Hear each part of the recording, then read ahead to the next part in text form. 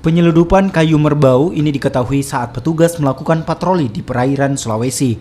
Dari video amatir milik Bea Cukai ini, terlihat kayu merbau diangkut menggunakan kapal motor Arjuna Putra 4. Di dalam kapal ini ditemukan kayu merbau sebanyak 978 potongan.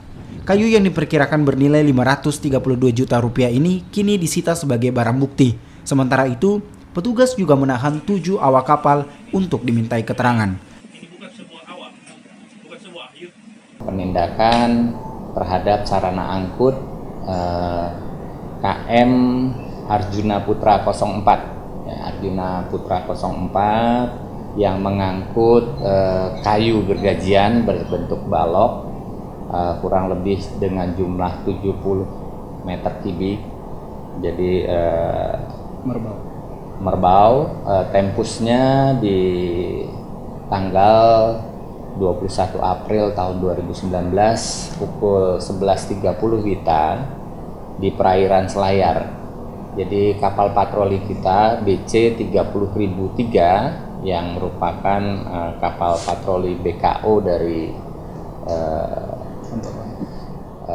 PSO.